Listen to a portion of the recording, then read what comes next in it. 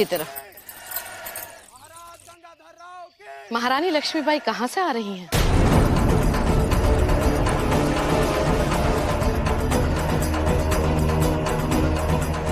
जिनका मन अपराध बोध होता है, उनकी वाणी और बुद्धि दोनों साथ छोड़ देती।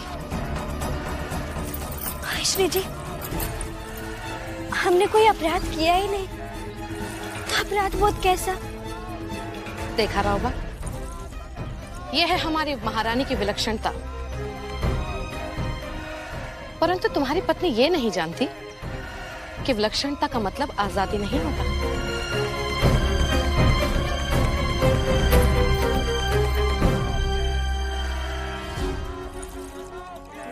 आयश्री, क्या महारानी ने आपके किसी आदेश की अवहेलना की है? रावबा, अगर इसका उत्तर स्वयं महारानी देंगी तो हमें बहुत प्रसन्नता होगी। पूरा एपिसोड देखिए ZEE5 पर।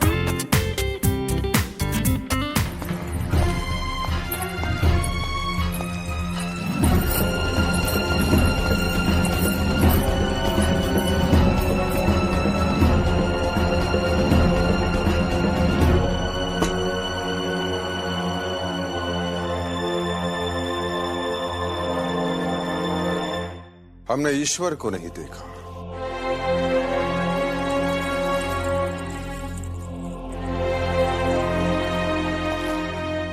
परंतु हमारे आयश्री में हम उस आराध्य देवत को देखते हैं। और आप कह रहे हैं कि आपका पक्ष सुनकर हम उस ईश्वर की वाणी को नकार दें? नहीं, हम ऐसा नहीं कहते, परंतु जो न्याय करता है वो भी ईश्वर का रूप ही होता है। और हमारा तो केवल इतना ही निवेदन है कि जब भी आप न्याय के महासिंहासन पर बैठे, तब कोई भी संबंध सत्य की आड़ ना आए।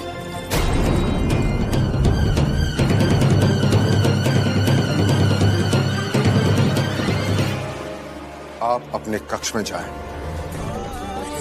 आप अपनी गरिमा भूल रही हैं महारानी।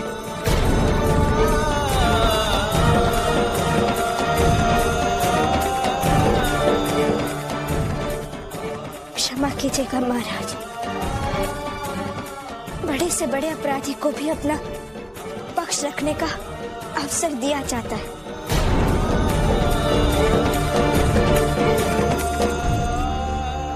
और हमें इतना भी अधिकार नहीं।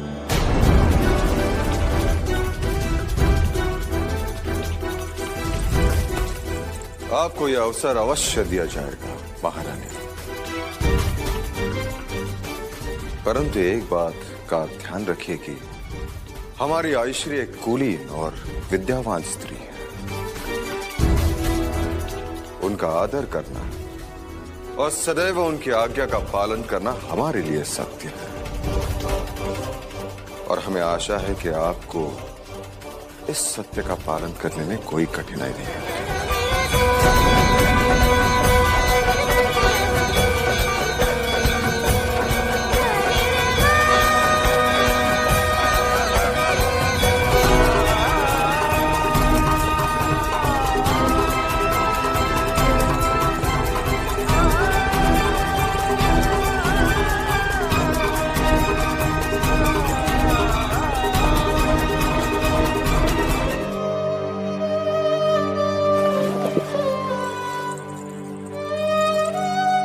हमें याद है रावबा, हमें सब कुछ याद है।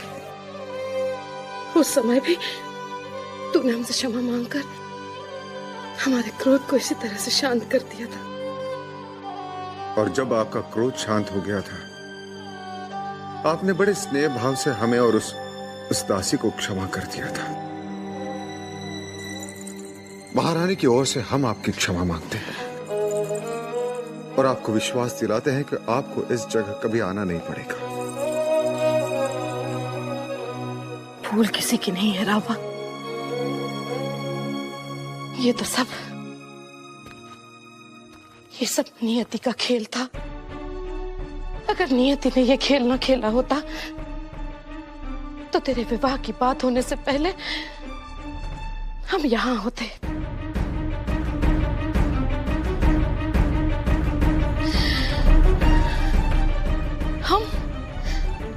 हम नियति के खेल को ही नहीं समझ पाए। परंतु रौबा, हम विवश नहीं हैं। अगर नियति ने हमारे रौबा के साथ और कोई भी खेल खेलने की कोशिश की तो हम नियति को भी चुनौती दे सकते हैं। आयशा,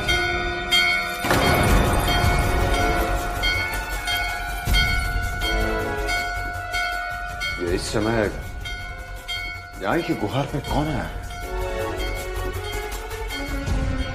रौबा,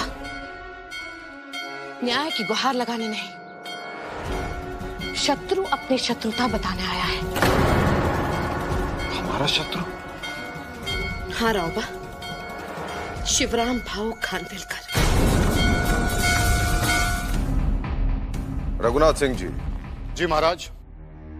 हमारी न्यायिक प्रक्रिया के दौरान हम आपको एक गोपनीय कार्य करने के लिए भेजना चाहते हैं।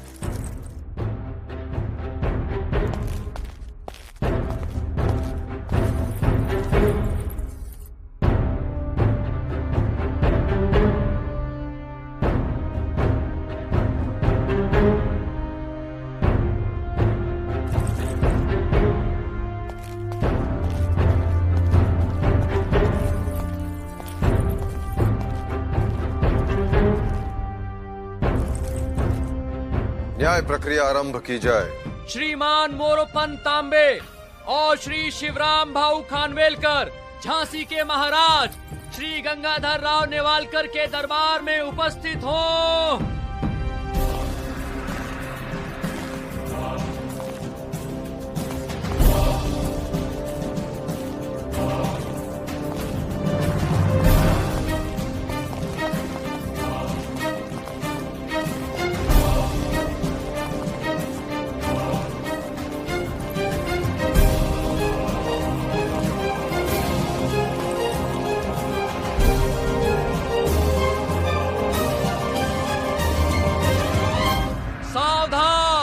रानी लक्ष्मीबाई दरबार में पधार रही हैं।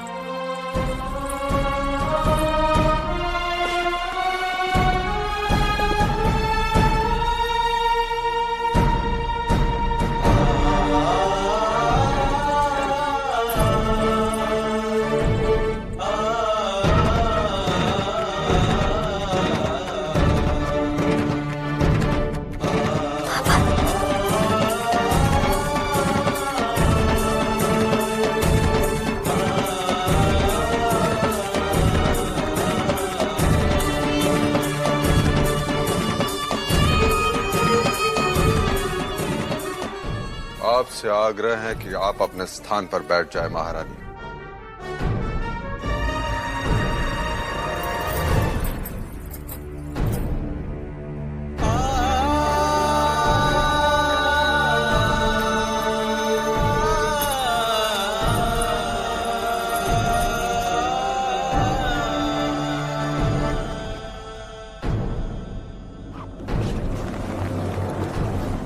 शिवराम भाऊ खानविलकर,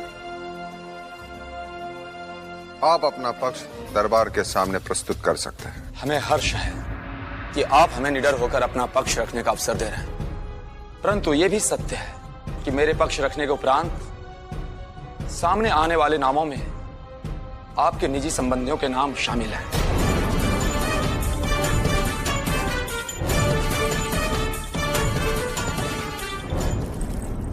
हम आश्वासन चाहते हैं कि नेवालकर के इस दरबार में एक खानवेलकर की पुत्री को न्याय मिलेगा।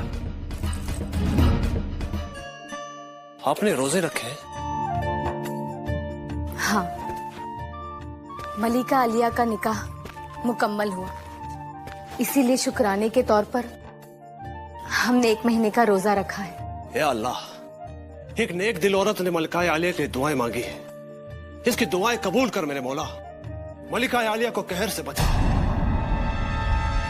उन्हें इंसाफ दिला, इंसाफ दिला मेरे मौला।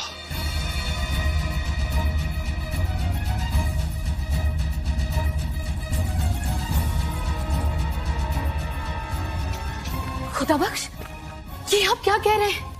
और ऐसी कौन सी नई साजिश है जो मलिका आलिया के साथ रची जा रही है? हुजूर के होते हुए किसकी इतनी हिम्मत जो मलिका आलिया के साथ बेइंसाफी करे? अफसोस तो इसी बात का है कि हजूर आलिया मलिका आलिया की बेइंसाफी को देख ही नहीं पा रहे। या अल्लाह, ये आप क्या फरमा रहे हैं खुदा बख्श? हकीकत बयान कर रहा हूं। आपको अपना पक्ष रखने का पूर्ण अवसर मिलेगा।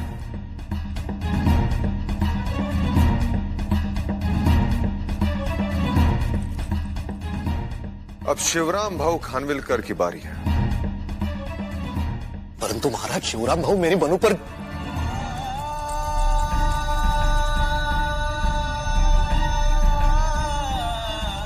क्षमा कीजिए,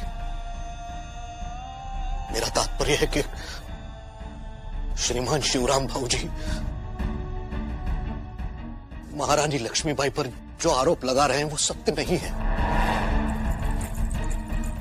क्या यह सत्य नहीं है कि महारानी लक्ष्मीबाई ने पहले मेरी पुत्री के साथ मित्रता की, फिर उन्होंने भोजन लेकर मेरी पुत्री को आपके पास दुर्गावाड़ा भेजा, और उसके बाद जो कुछ हुआ उसके बारे में सभी जानते हैं।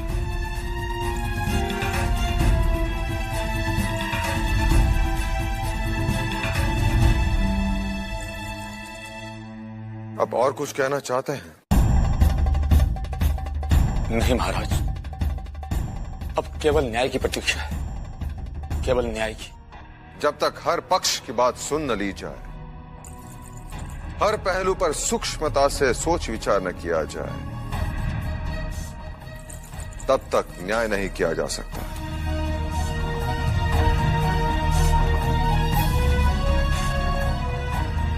अब आप अपना पक्ष रख सकते हैं।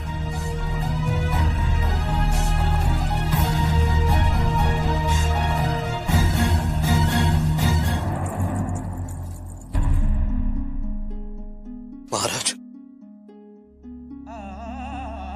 मेरी पुत्री का अपने पिता के लिए भावुक होना स्वाभाविक है,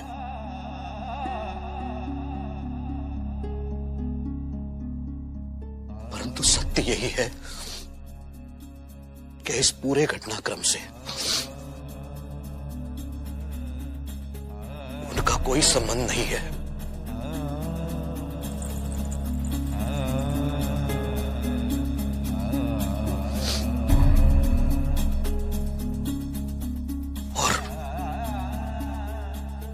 और मुझ पर जो लांछन लगाए गए हैं उसका कोई भी पर्याप्त उत्तर मैं आपको नहीं दे सकता। आप मुझे जो भी दंड देंगे मुझे स्वीकार है, परंतु इस पूरे घटनाक्रम से मेरी पुत्री को दूर रखें, यही आपसे विनती है।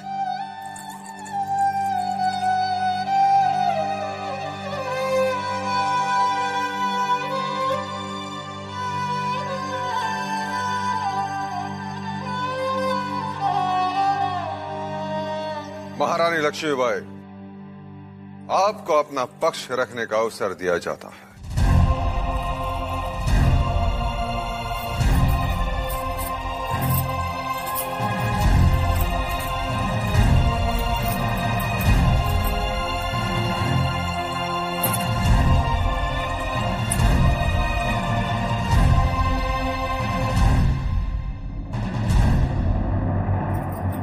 क्षमा चाहते हैं महाराज, परंतु सर्वप्रथम हम इस मत से सहमत नहीं हैं कि मौन रखना किसी के अपराधी होने का प्रमाण होता है। महाराज की जय हो। बाहर मोतीबाई न्याय की गुहार लगा रही है, फरियाद कर रही है कि इस न्यायिक प्रक्रिया में उन्हें कुछ पहलू महाराज के समक्ष रखने हैं। ताऊबा, इसकी कोई आवश्यकता नहीं है। वैसे भी ये प्रक्रिया समाप्त होने ही वाली है। नहीं आयश्री, यदि मोतीबाई इस समस्या पर किसी भी प्रकार का प्रकाश डाल सके तो न्याय करने में हमें मदद मिलेगी। मोतीबाई को पेश किया जाए। जी महाराज।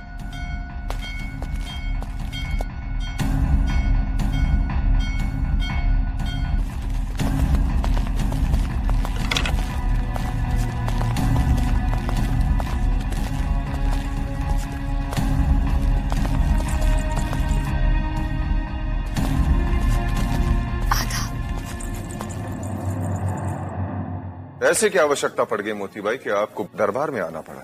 माफ कीजिएगा हुजूर, हम इसी मसले पर आपको कुछ बातें बताना चाहते हैं जिससे आपको इंसाफ करने में बहुत मदद मिलेगी।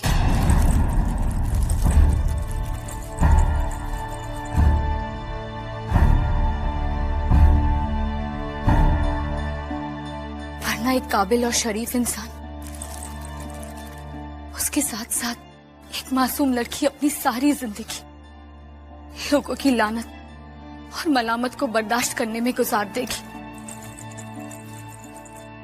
या फिर अपनी जान दे देगी।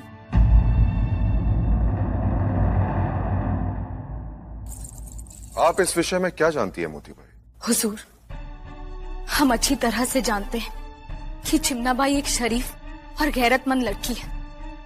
जरूर उसको किसी साजिश। मोतीबाई, तुम दरबार का समय नष्ट कर रही हो। वो कितनी सभ्य है और कितनी शरीफ है, हमने खुद अपनी आंखों से देखा है। माफ कीजिएगा आयश्री साहिबा, कभी कभी जो हम देखते हैं वो नजरों का धोखा होता है और सच्चाई उसी की ओट में छिपी रहती है। इसका अर्थ यह है कि आप इस प्रकरण की सच्चाई जानती? जी हुजूर, और सच्चाई तो ये है कि अगर चिमनाबाई ना होती तो खुदा ना खास्ता आपकी जान चली जाती। महाराज, अब आप ही बताइए, जिस लड़की ने हमारी सुहाग की रक्षा की है, क्या हम उसे अपनी सहेली भी नहीं बना सकते?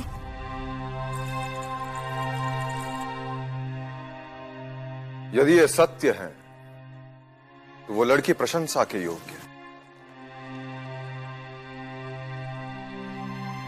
परंतु जिस प्रकार वो मोरपंत जी के कक्ष में।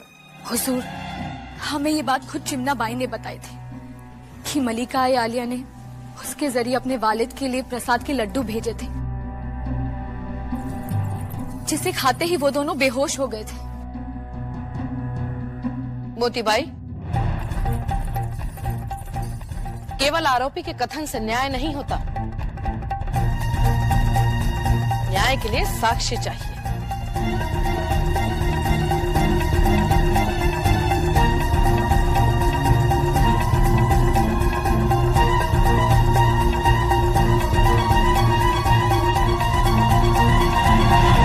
साक्ष्य यहाँ है महाराज।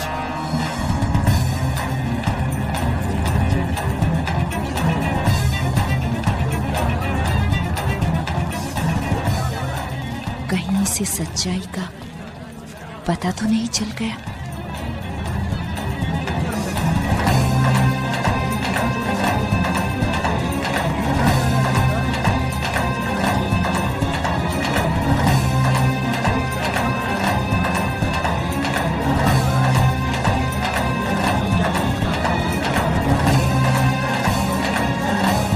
महाराज, एक वैद्य के कह देने से भाई साहब, हमने हमारे रसोइयों को बुलाया।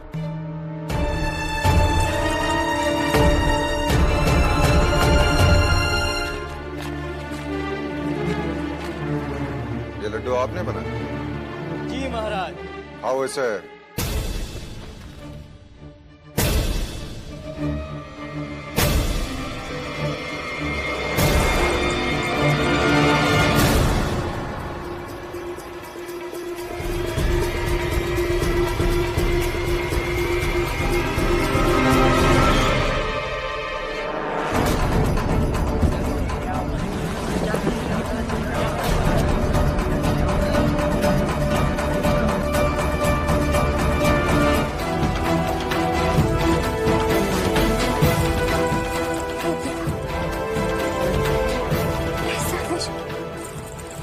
बाबा को दिया गया था।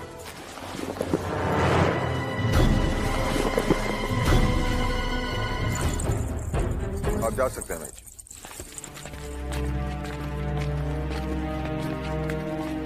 अब जिसने भी ये जघन्य कार्य किया वो अवश्य इसी महल का है।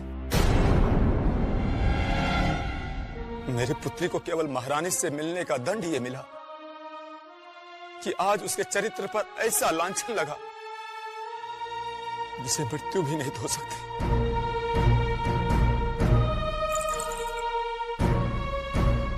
और हमारा तो केवल इतना ही निवेदन है कि आप जब भी न्याय के महासिंहासन पर बैठे तो कोई भी संबंध सत्य की आड़ ना आए।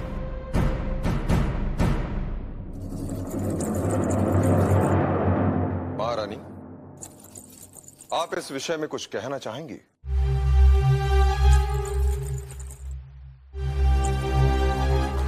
महाराज, ये सत्य है कि चिमनाबाई हमारे पास आई थी और हमने उनके द्वारा हमारे बाबा के लिए भोजन और ये लड्डू भिजवाए थे, परंतु उस समय चिमनाबाई के अतिरिक्त हमारे साथ कोई और भी था। महारानी साहिबा, क्या आप ये कहना चाहती हैं कि ये सब कुछ हमने किया है?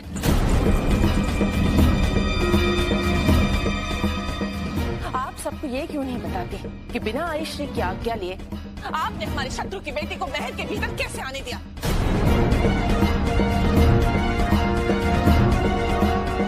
महाराज, हमने तो वनी साहब का नाम तक नहीं लिया।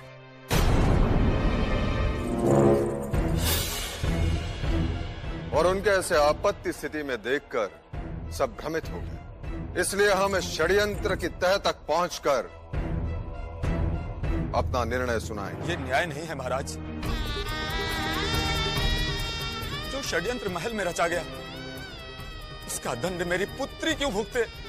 आप निश्चिंत रहे शिवराम भाऊ, आपको न्याय अवश्य। हम अभी महारानी से चर्चा करके हमारा निर्णय सुनाएंगे और महारानी से चर्चा करने का केवल एक ही कारण है, महारानी के पिता और महारानी की सहेली इस पूरे घटनाक्रम के मुख्य पात्र हैं।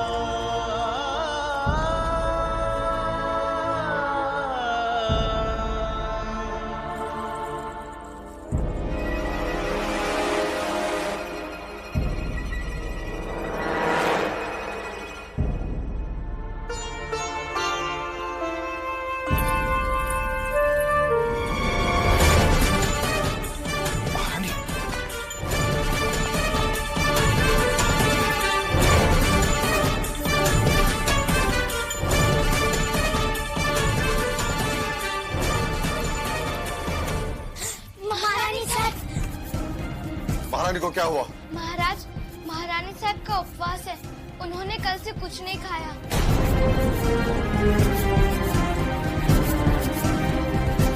रघुनाथ जी, राजवैद्य को बुला। जी महाराज। महारानी,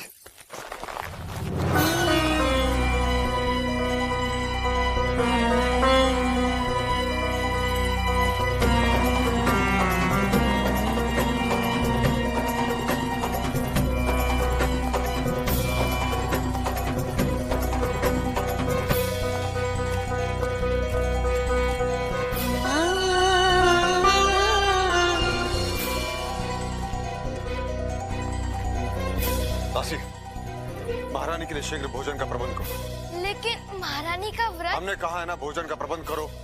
जी।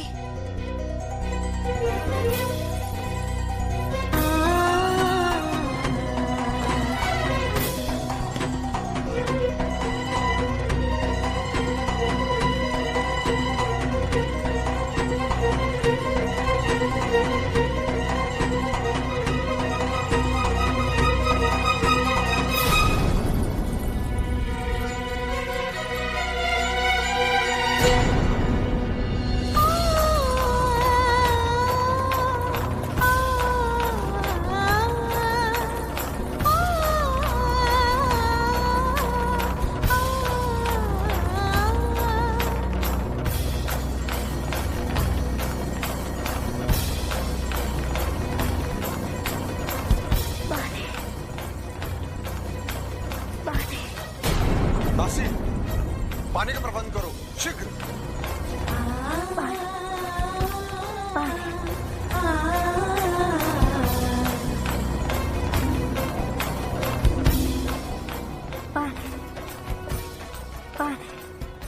हम अभी आपके लिए पानी लेकर आते हैं।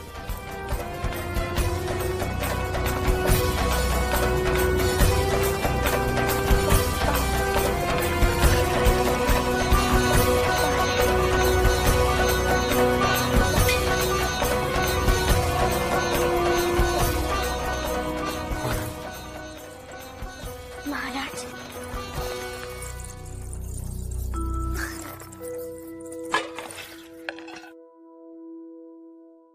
क्षमा कीजिए, वो हमें इतना साधारण सा भी काम नहीं आता। नहीं, आप बैठे रहिए, हम आपके लिए पानी लेके आते हैं।